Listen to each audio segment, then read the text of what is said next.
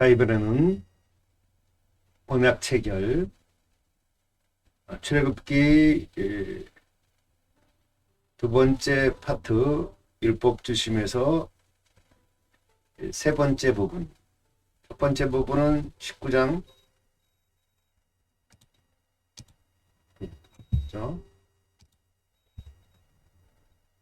시내산 현현이고요. 그 다음에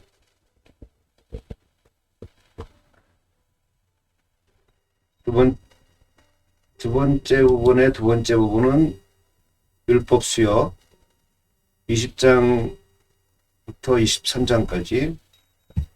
그 다음에 두 번째 부분의 두 번째 파트의 세 번째 부분, 언약 체결 부분을 보겠습니다. 언약 체결.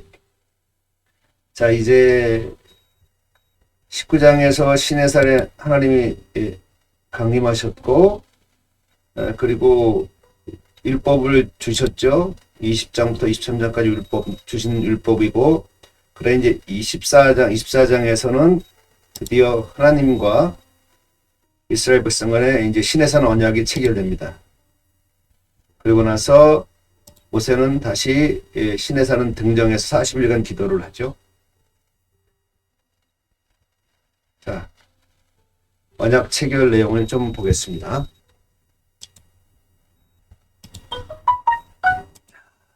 그죠? 언약 체결 출애굽기 24장 1절에서 18절.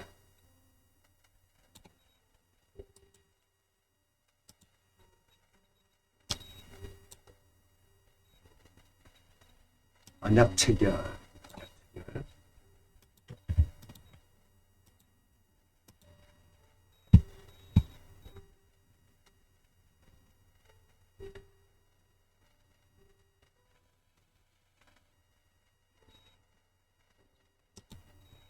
이것은 24장 전체입니다. 24장 전체가 언약 체결입니다. 시내산에서 계시된 율법, 그죠? 20장부터 23장까지죠. 율법. 이에 관한 단락이 끝난 이후에 이제 24장에서는 다시 내러티브가 시작됩니다. 산 위에 하나님이 등장하시죠. 19장에서 등장하셨죠. 그래서 너무나 두려웠기에 아무도 산에 올라가지 않으려 합니다.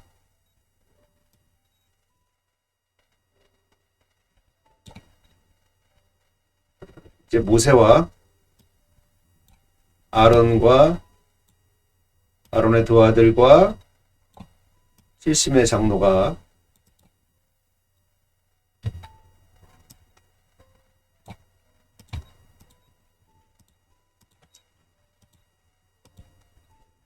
산 위에 올라오라는 명령을 받습니다.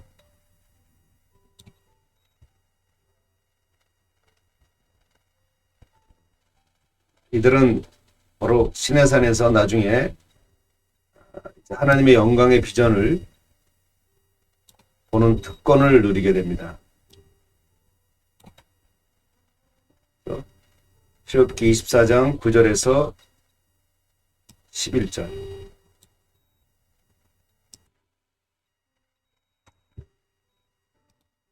이것은 신과 인간 관계, 신과 인간 사이의 관계가 변화하는 것을 볼 수 있습니다.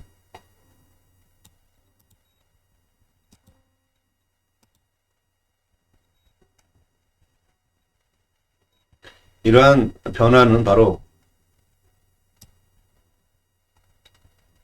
24장 3절과 4절에서 나오는 언약 체결 때문에 언약 체결의 결과로 가능해졌습니다. 이 일식에서 이스라엘은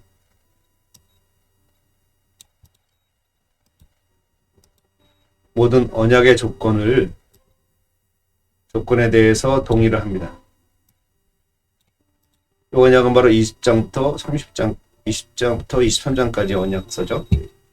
그래서 이들은 여호와의 모든 말씀을 우리가 준행하리이다 라고 고백합니다. 24장 7절에. 그래서 하나님의 임재의 상징인 제단이 세워지고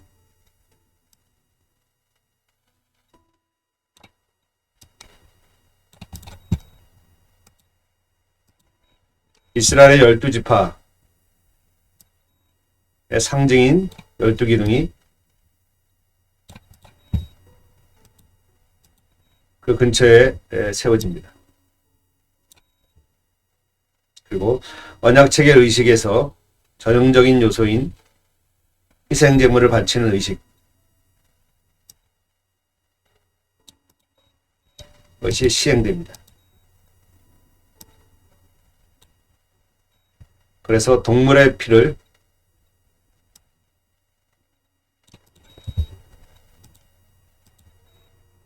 동의에 받습니다. 그리고 보통은 그 피를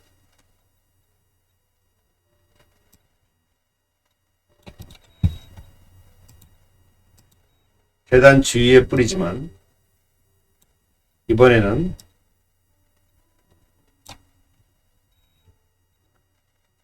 반은 제단 위에 뿌리고 나머지 반은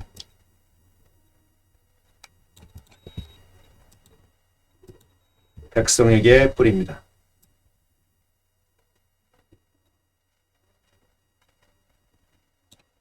혹은 그들을 상징하는 12기둥 위에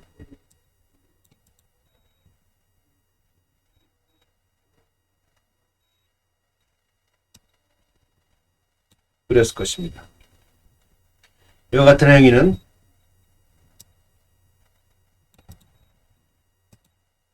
그러니까 사람에게 뿌리거나 백성에게 뿌리거나 그들을 상징하는 12기둥에 뿌리는 이것은 하나님과 이스라엘을 신성한 위치로 하나님과 이스라엘을 신성한 일치로 결합시켜 주었습니다.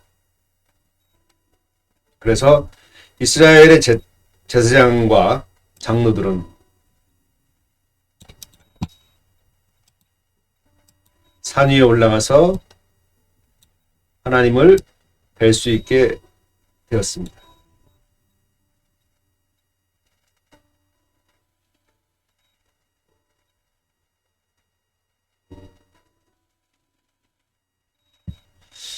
그렇더라도 장로들은 정상, 가장 높은 곳까지는 올라갈 수 없었습니다. 거기엔 모세만 올라갈 수 있었습니다.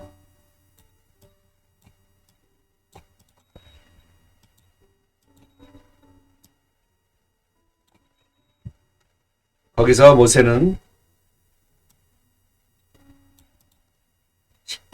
십계명이 새겨진 돌판을 받았습니다. 정상에서. 이것 역시 언약체계 의식에서 빠질 수 없는 절차였습니다. 고대 근동에서는 조약과 같은 법적 계약을 문서 형태로 조인하지 않으면 전혀 효력을 발휘할 수 없었습니다.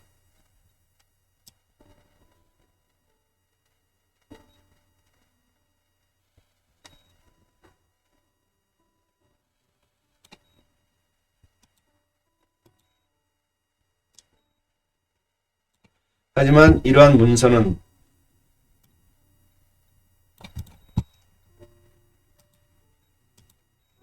신성한 장소에 보관해야 했습니다.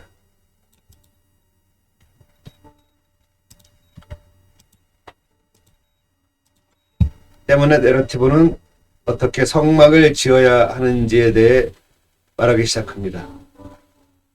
성막이 필요하게 된 거죠. 바로 이런 문서를 봉헌하기 위해서.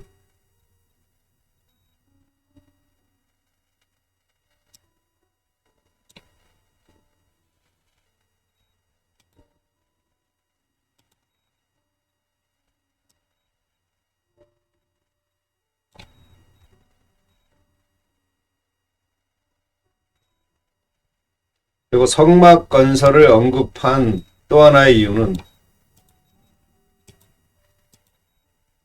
성막이 자기 백성 가운데 하나님의 계속적인 임재를 가능하게 하기 때문입니다.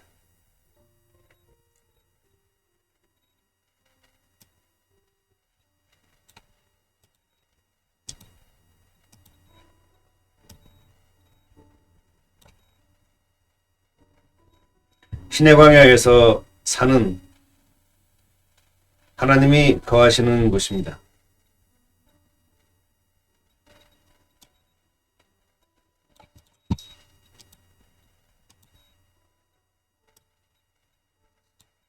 하지만 이스라엘은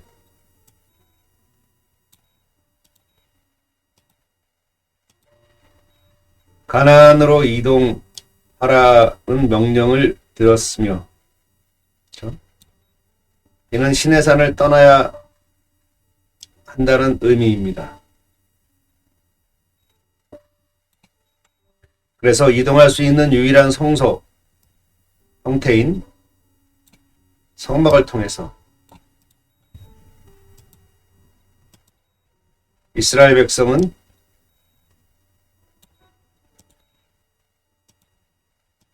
계속해서 자신들 가운데 하나님의 임재를 만끽하면서 약속의 땅으로 들어갈 수 있었습니다. 그것이 성막 건립의 의미죠. 여기까지가 출애굽기 두 번째 파트 율법 지심의 세 번째 부분 24장 언약 체결이었습니다.